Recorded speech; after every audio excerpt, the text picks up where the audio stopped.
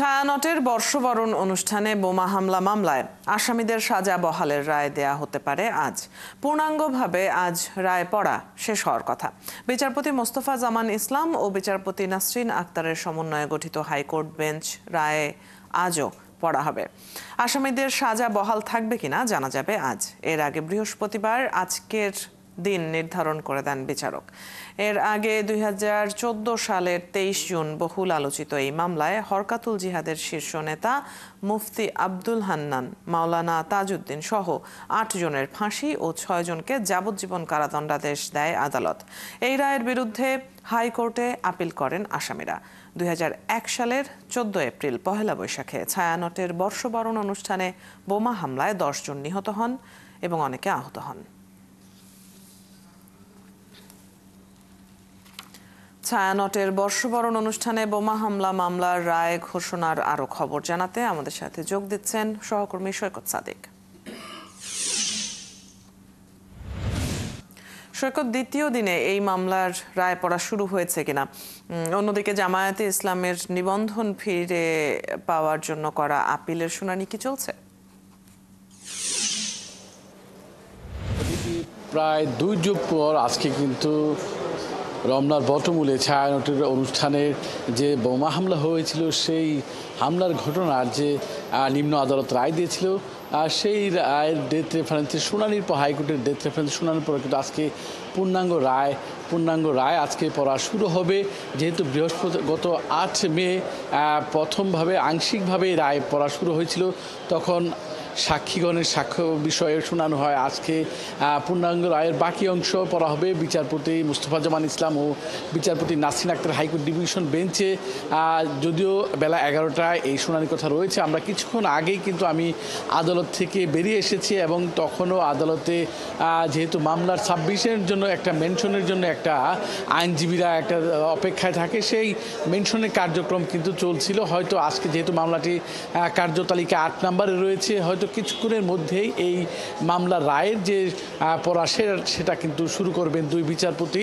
তো আমরা পরবর্তী সংবাদে আমরা এই বিষয়ে আরও বিশদ আকারে জানাতে পারবো। এর জন্য আমাদের আরও কিছুক্ষণ অপেক্ষা করতে হবে, যেহেতু এই মামলায় 8 জনের মৃত্যুদণ্ড এবং 6 জনের যাবজ্জীবন দিয়েছিল এবং হরকাতুল জিহাদের শীর্ষ যে নেতা মুফতি হান্নান তার যেহেতু সিলেটের গ্রেনেড হামলার মামলায় তার মৃত্যুদণ্ড কার্যকর হয়েছে। অন্য যেসব আসামি রয়েছে 8 জনের মধ্যে তাদের বাকি যে আসামি তাদের বা যাবজ্জীবন কারাদণ্ড যারা পেয়েছেন তাদের ব্যাপারে কি রায় হয় সেই বিষয়গুলো আমরা জানাতে পারবো। আরেকটা বিষয় আপনি বলছিলেন যে রাজনৈতিক দল হিসেবে জামাতের নিবন্ধন যে বাতিল করেছিল হাইকোর্ট, সেই নিবন্ধন ফিরে পেতে কিন্তু আপিলের শুনানি কিন্তু আজকে শুরু হয়েছে।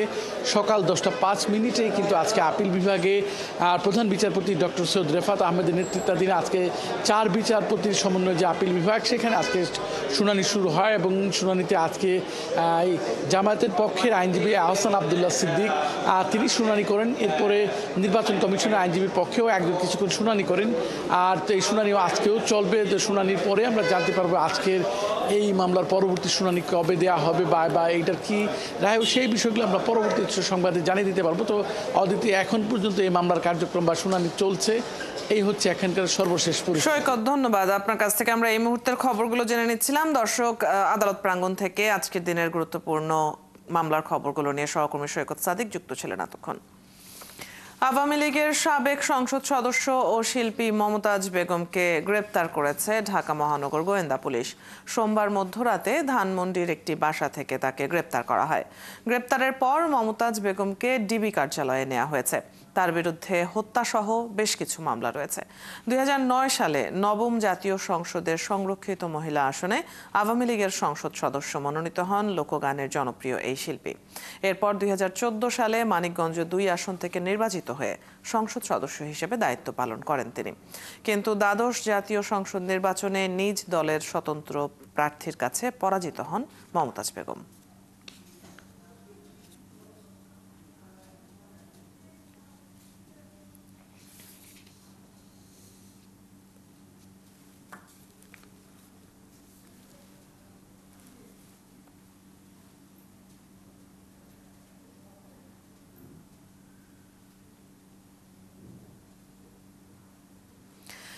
কণ্ঠশিল্পী মমতাজ বেগমকে আজ আদালতে তুলে রিমান্ডের আবেদন জানানোর কথা রয়েছে। সিএমএম কোর্টে আছেন সহকর্মী সুমন তানভীর।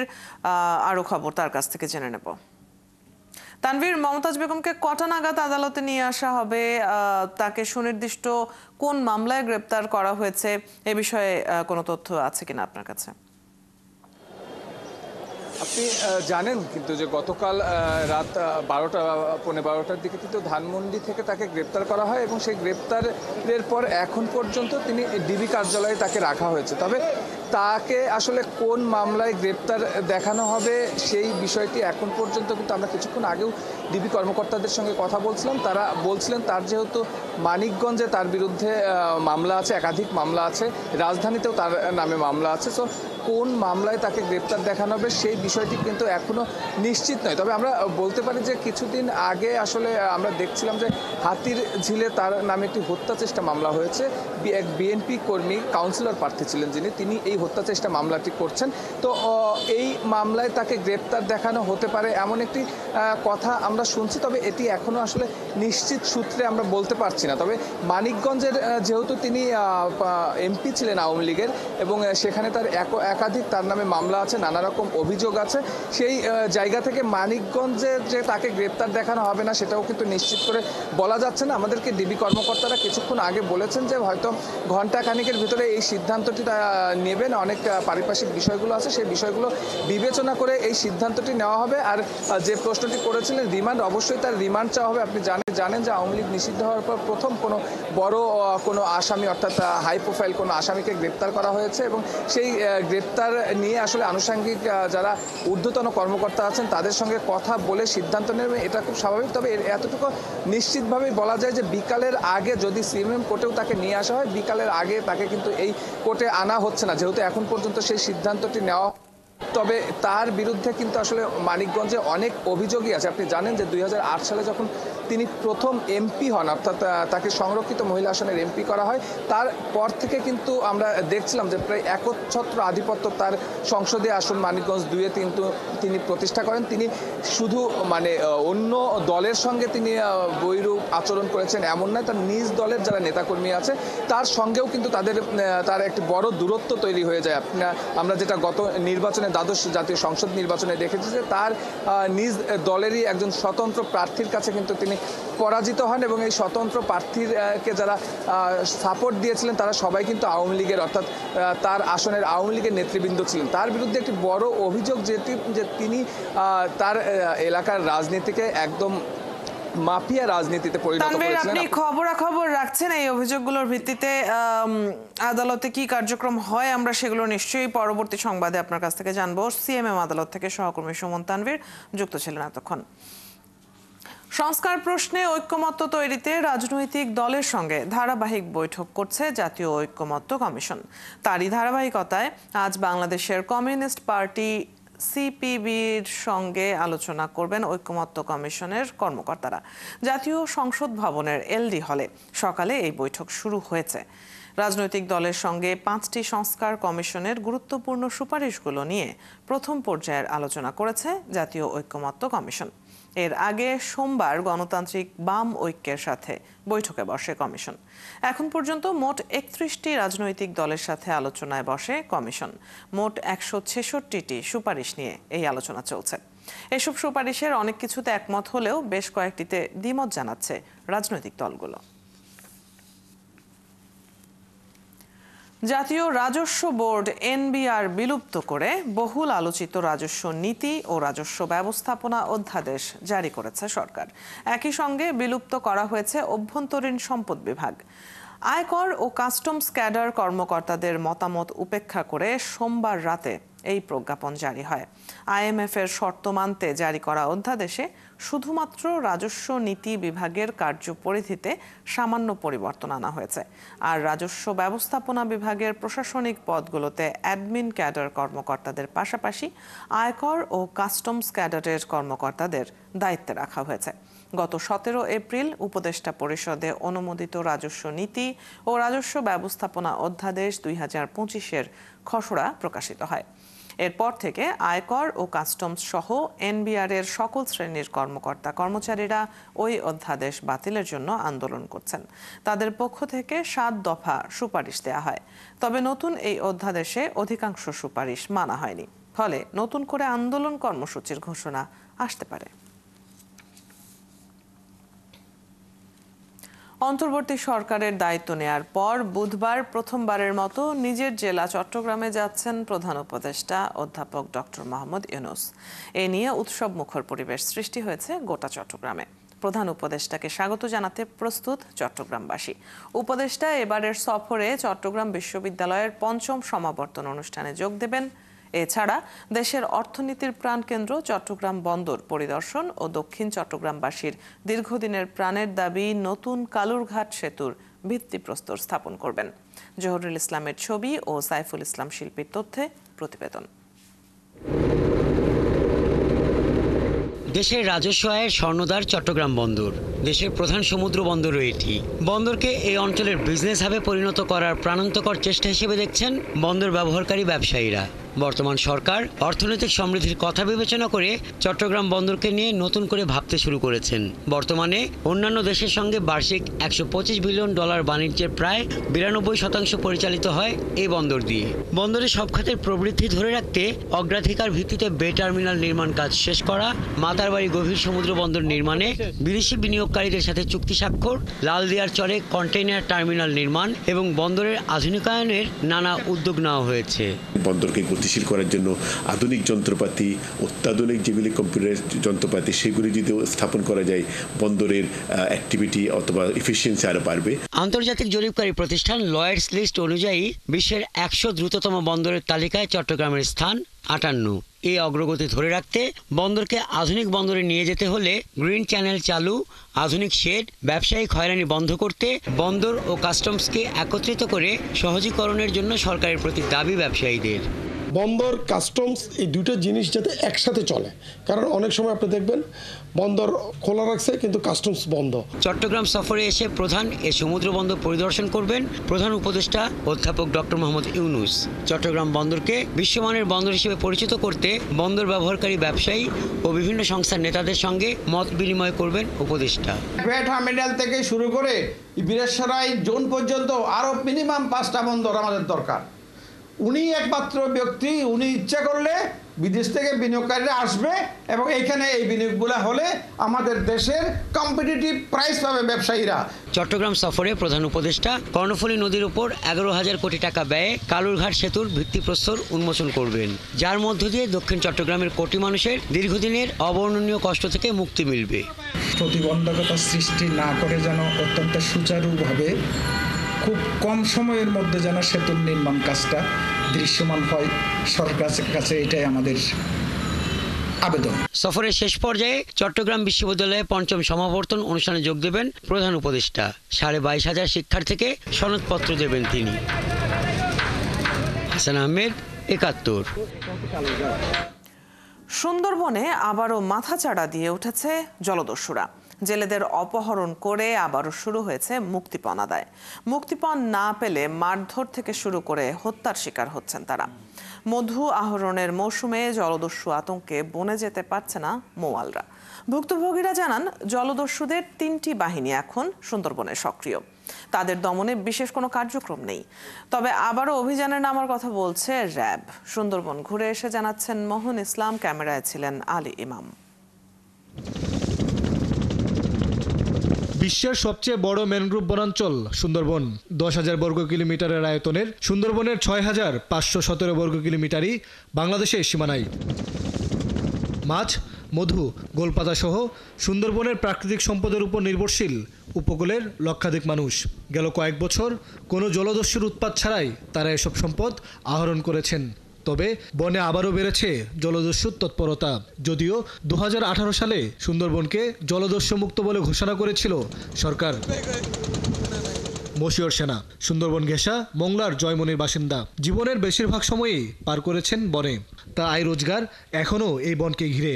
সম্প্রতি মাছ ধরে বন থেকে ফেরার পথে দুবার তাকে ধাওয়া করে জলদস্যুরা। কোনোভাবে বেঁচে ফিরলেও এখনও আতঙ্কে ভুগছেন তিনি। মধুর মৌসুমেও যাচ্ছেন না জঙ্গলে। না জলদস্যু ট্রলার খুব বাতি ফিট মানে হাই ফাই বড় ট্রলার, তখন আমরা মানে টানছি খাই কিন্তু আমাকে দুই সাইডে গুলি করছি। আল্লাহর মতো আমাকে কোনো সমস্যা নেই। এই খুব ফোর্সে চালা আস্তে আস্তে এর মধ্যে আল্লাহর মতো আমরা কোস্টগার্ডের জাহাজ পাই গেছি। যাওয়ার পরে কোস্টগার্ডে ওই বড় সার্চ লাইট ওই লাইট সিগন্যাল দিচ্ছে, দিয়ে লাইট সার্কুল ধরছে, দেয় যে আমার অবস্থা খারাপ। এর মধ্যে ডাইন সাইডে নেভি জাহাজ বড়, তারাও লাইট ধরছে, ধরার পরে জলদস্যু পিছিয়ে গেল। মশিউর ফিরলেও জলদস্যুদের মুক্তিপণ দিয়েই ফিরতে হয়েছে আরেক জেলেকে। তাকে অপহরণ করেছিল শরীফ বাহিনী, পরে মুক্তিপণ দিয়ে ছাড়া পান তিনি।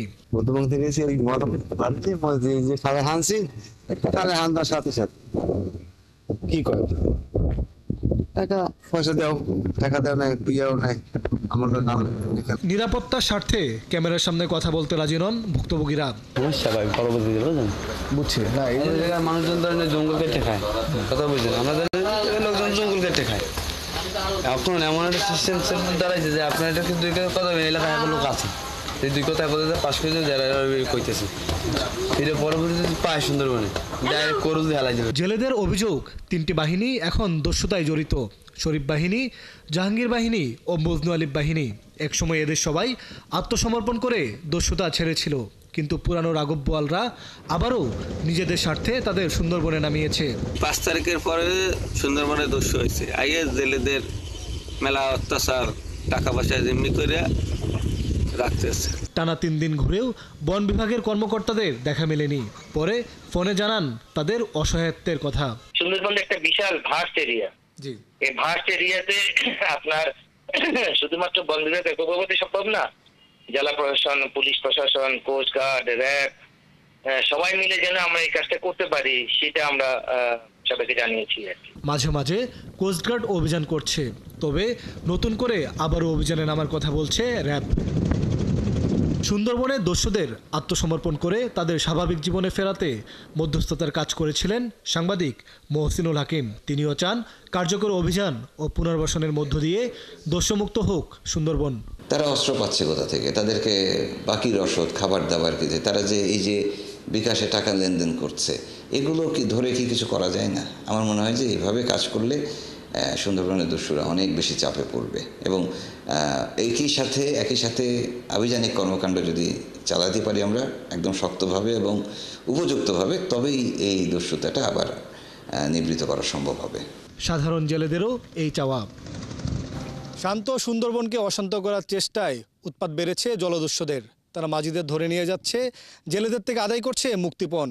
কিন্তু আইনশৃঙ্খলা বাহিনীর কোনো দৃশ্যমান কার্যক্রমে দেখছে না জেলেরা। তাদের দাবি 3টি বাহিনী যেভাবে জেলেদেরকে অপহরণ করে টাকা আদায় করছে, আইনশৃঙ্খলা বাহিনী যদি তাদের তৎপরতা না বাড়ায় তাহলে সুন্দরবনের যে শান্ত সৃষ্ট অবস্থা সেটা বেশি দিন দীর্ঘ হবে না। মোহন ইসলাম, ৭১, সুন্দরবন। তুরস্কের 5 সদস্যের একটি শিশু হৃদরোগ বিশেষজ্ঞ দল চট্টগ্রাম মেডিকেল কলেজ হাসপাতালের হৃদরোগ বিভাগে পরিদর্শন করছে আজ। এ সময় তারা 1 থেকে 12 বছর বয়সী বাচ্চা যাদের হৃৎপিণ্ডে জন্মগত ত্রুটি আছে তাদের বিনামূল্যে রোগ নির্ণয় ও পরবর্তীতে প্রয়োজনীয় সার্জারি, ডিভাইস ক্লোজার সহ চিকিৎসা সেবা দেবেন। এ বিষয়ে আরও জানাতে চট্টগ্রাম থেকে যুক্ত হচ্ছেন সহকর্মী রাজীব বড়ুয়া। রাজীব, চিকিৎসকরা আজ কতজনকে চিকিৎসা সেবা দিচ্ছেন? তাদের এই কার্যক্রম নিয়ে চিকিৎসা নিতে যারা এসেছেন সেসব রোগীর অভিভাবকরা কি বলছেন?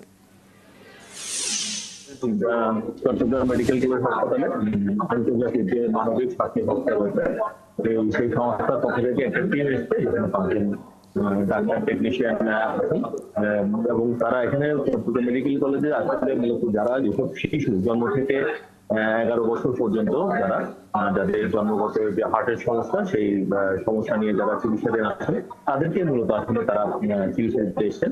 তো আজকে এখানে প্রায় 300 জন রোগীকে তারা আসলে এই চিকিৎসাটা দেবেন। এবং এখানে তারা আজকে যেটি করবে সেটা হচ্ছে তারা আজকে চিহ্নিত করবেন যে আসলে কোন কোন রোগীর ক্ষেত্রে কারা বেশি জটিল অবস্থায় আছে, তাদেরকে আসলে চিহ্নিত করে যাবেন। এবং এরপরে যাদের আসলে জন্মগত ছিদ্র রয়েছে হার্টে, সেই ছিদ্র চিকিৎসার জন্য তারা সার্জারি যাদেরকে দরকার তাদেরকে সার্জারি করবেন, এবং যাদের ডিভাইস দরকার সেই ডিভাইস দিয়ে তারা এই চিকিৎসাটি করবেন। তবে আজকে মূলত আসলে কোনো ধরনের সার্জারি বা ডিভাইস প্রদান করবেন না। আজকে মূলত তারা দেখবেন যে আসলে কোন কোন রোগীর ক্ষেত্রে এটা আসলে জরুরি, কারা আসলে বেশি আসলে নাজুক পর্যায়ে আছে, তাদেরকে আসলে চিহ্নিত করে তারা এই কাজটি করবেন। তবে এখানে যদিও 300 জনের তারা চিকিৎসা দেখবেন বলছেন, কিন্তু সকাল থেকে আমরা দেখছি চট্টগ্রাম মেডিকেল কলেজ হাসপাতালে প্রায় 400 রোগী তারা এসছেন। যেহেতু ছোট বাচ্চারা, তাদের অভিভাবকরা এই ছোট বাচ্চাদেরকে নিয়ে এসছেন। আপনি জানেন যে এই হার্টের চিকিৎসাতে আসলে একটি ব্যয়বহুল চিকিৎসা, এবং তারা বলছেন যে জন্মগত ভাবে যেহেতু এটা এই যেসব বাচ্চাদের ক্ষেত্রে এই সমস্যাটা হচ্ছে, তারা বিভিন্ন জায়গায় তারা ট্রিটমেন্ট নিয়েছেন, এবং তারা এই ব্যয়বহুল চিকিৎসাটি আসলে নিতে আসলে তাদের পক্ষে একটু অসম্ভব হয়ে দাঁড়াচ্ছে। এবং তারা বলছেন যে বেসরকারি হাসপাতালগুলো আছে, বিশেষ করে চট্টগ্রামের কয়েকটি বেসরকারি হাসপাতাল এবং ঢাকাতে কিছু হাসপাতাল আছে যারা এই চিকিৎসাটি প্রদান করেন, কিন্তু এখানে আসলে খরচটা অনেক বেশি। তারা আসলে এই চিকিৎসাটি আসলে তারা আসলে বহন করার ক্ষেত্রে তাদের একটু সমস্যা হয়ে যাচ্ছে। ফলে তারা বলছেন যে সরকারি হাসপাতালগুলোতে এই হার্টের চিকিৎসাটা যদি আরেকটু অ্যাভেলেবেল করা যায়, বিশেষ করে যন্ত্রপাতি আনার ক্ষেত্রে বা সার্জারির ক্ষেত্রে বা ডিভাইস প্রদান করার ক্ষেত্রে যদি আরেকটু সরকারি সহায়তা করা যায়, বা সরকারি হাসপাতালগুলোতে যদি আরেকটু সহায়তা বাড়ানো যায়, সেই ক্ষেত্রে তারা আসলে এই চিকিৎসাটা তারা অ্যাফোর্ড করতে পারবেন। কেননা এটা আসলে বেশ খুবই একটা চিকিৎসা। এবং রাজীব, এই কার্যক্রম সম্পর্কে আপনার কাছ থেকে জানছিলাম, আপনি খবরাখবর রাখছেন, নিশ্চয়ই পরবর্তীতে আরো জানবো আমরা। ধন্যবাদ যুক্ত হবার জন্য। দর্শক, চট্টগ্রাম মেডিকেল কলেজ হাসপাতাল থেকে সহকর্মী রাজীব বড়ুয়া যুক্ত ছিলেন এতক্ষণ। চুয়াডাঙ্গা, মেহেরপুর ও যশোর জেলার উপর দিয়ে তাপদাহ বয়ে যাচ্ছে। তীব্র গরমে কষ্টে দিন পার করছে মানুষ, পুড়ছে ফসলের মাঠ।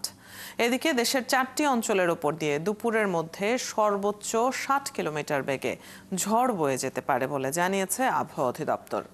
রংপুর, দিনাজপুর, ময়মনসিংহ ও সিলেট অঞ্চলের ওপর দিয়ে ঘন্টায় 45 থেকে 60 কিলোমিটার বেগে বৃষ্টি বা বজ্রবৃষ্টি সহ অস্থায়ীভাবে দমকা বা ঝোড়ো হাওয়া বয়ে যেতে পারে।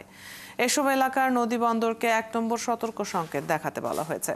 সকাল 6টায় ঢাকায় তাপমাত্রা রেকর্ড করা হয়েছে 27.3 ডিগ্রি সেলসিয়াস। এ সময় বাতাসের আর্দ্রতার পরিমাণ ছিল 87%।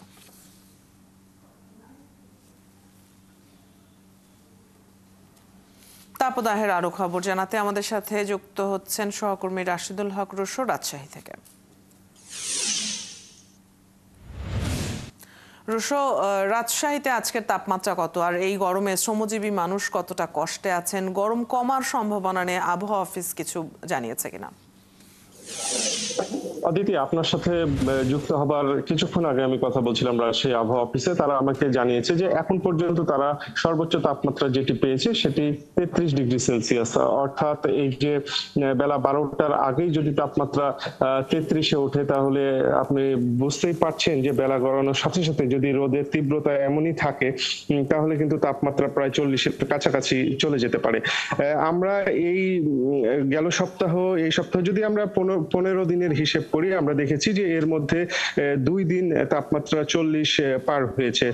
গেল 10 তারিখ এবং 11 তারিখ, এই 2 দিন আমরা দেখেছি যে তাপমাত্রা 40 ডিগ্রির উপরে, একদিন 40.7 এবং পরের দিন 40.8 ডিগ্রি সেলসিয়াস তাপমাত্রা কিন্তু রেকর্ড করা হয়েছে। এরপরে গতকালের আবহাওয়াটা বেশ ভালো ছিল। গতকাল সর্বোচ্চ তাপমাত্রাই ছিল 32 ডিগ্রি সেলসিয়াস, আকাশ মেঘাচ্ছন্ন ছিল। কিন্তু আজকে সকাল থেকে আবার সেই যে তাপের তীব্রতা, সেটি কিন্তু আমরা দেখতে পাচ্ছি। শ্রমজীবী মানুষের কথা আপনি বলছিলেন, আসলে এটি এই এলাকার জন্য মানুষের সব সময়ের জন্যই আসলে যেটি হয় যে এই তীব্র গরমে বাহিরে কাজ করা কিন্তু আসলে মুশকিল। তো তাদের আসলে চিকিৎসকদের সাথে কথা বলেছি, তারা যেটি বলছেন যে সমস্ত মানুষদের বাহিরে বের হতে হচ্ছে, রোদের মধ্যে থেকে কাজ করতে হচ্ছে, তারা যেন কিছুক্ষণ পর পর আসলে ছায়ায় গিয়ে বিশ্রাম নেয় এবং প্রচুর পরিমাণে বিশুদ্ধ পানি এবং তরল জাতীয় খাবার তারা যেন পান করেন। তো এর মধ্য দিয়ে আসলে মানুষ কাজ করছেন, বাহিরে বের হচ্ছেন। তবে তবে আরো একটু বিষয় আছে, এখন যেহেতু ফলের মৌসুম, আম, লিচু, তো এগুলোরও উপরে একটু প্রভাব যেমন আছে, তেমন পাশাপাশি এই গরমটিও কিছুটা হলেও ফলের জন্য প্রয়োজন, ফল পাকার সময় হচ্ছে। তো সব মিলিয়ে আসলে জনজীবন এই গরমের মধ্যে দিয়ে মানুষজন ধীরে ধীরে তাদের জীবন অতিবাহিত করছে। অদিতি। রুশো, ধন্যবাদ আজকের দিনের খবরগুলো জানিয়ে দেবার জন্য। আবহাওয়ার খবর এবং তাপদাহের খবর নিয়ে সহকর্মী রাশিদুল হক রুশো রাজশাহী থেকে আমাদের সাথে যুক্ত ছিলেন এতক্ষণ।